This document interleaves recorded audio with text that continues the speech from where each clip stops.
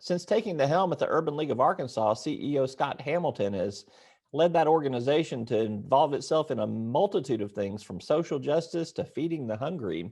He and I caught up to talk voting rights, a state and national hot potato issue. Let's talk about election laws. We're seeing a lot of activity in the state of Georgia right now.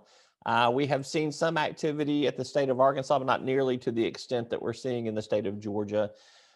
Is it I guess I'm asking for your opinion on this. Is it time to look at some sort of federal protection in terms of voting rights, voting access? I know we've got the John Lewis measure that is up there, but what do you see happening at the state level that concerns you? Yeah, Roby, I do. I really do think it's something that we've got to seriously, as a nation, look at the difficulties and challenges that this nation went through to ensure that everyone has an access to voting, voting that should be impaired, voting that should be respected, encouraged, appreciated, is what we need to be doing in this country. So I think that is going to require that we have some national action, because what we're seeing, in my opinion, is a lot of reaction to our last administration there in DC. And I think some of that is concerning, right? I think that we're seeing some retroactive activity. We're seeing activity that's looking for a problem, in my opinion, that does not exist. And I think that we have to begin to say, as a nation, what is it that we're about? We need to make sure that this is a country that's governed by the people. And when we see some of the legislation that we see, in particular, as you mentioned, in Georgia, some really interesting activity yesterday that was very concerning with one of the legislators at the governor's door. And then certainly we've seen some legislation here in Arkansas that's also concerning. So I do believe that we're going to have to look at this from a national perspective, so we get consistency, that we get policies that people understand, know what to expect, and things that we can rely on to say that we have safe and fair elections. By the same token, if those in power in Washington decide to federalize some of this stuff, and it's not pro the positions you want to see, it could go the other direction too. Is that not a danger to be guarded against? It is. It certainly is. And I think that's where we've got to have a conversation, a national conversation, that we've got to get to a point, Roby, in this country again, where we talk about things on a fair and equitable level. And when I say that, one, that we're dealing with, things that are factual. Things that we want this country to do. Now, there's a lot of debate on what that is, but we've got to find some point of some level of center, because some things are pretty basic. And I think that we have gotten into a space, particularly in this voting space, of what really makes sense. And at the end of the day, citizens need to be able to cast their votes. One last question for you. You've been watching a lot of legislation up at the state capitol in this 93rd Arkansas General Assembly. You also see things that are going on with your counterparts in other states. How much of what you are seeing, whether it's the 1619 project or Stand Your Ground or some of these election law revisions, some of the transgender restriction bills that we're seeing, how much of this is cookie cutter to you? Do you see anything that's really tailored for Arkansas? So we are seeing a lot of cookie cutter. We talk amongst ourselves, the Urban League affiliates around the country, and then other folks, other organizations, and just looking at what's happening at other states.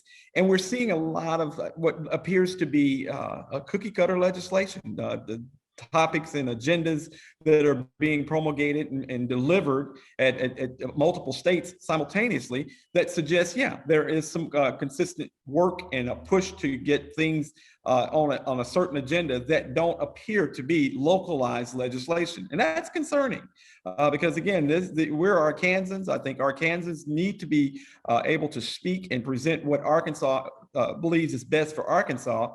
But I don't think we're seeing all of that right now coming out of the General Assembly.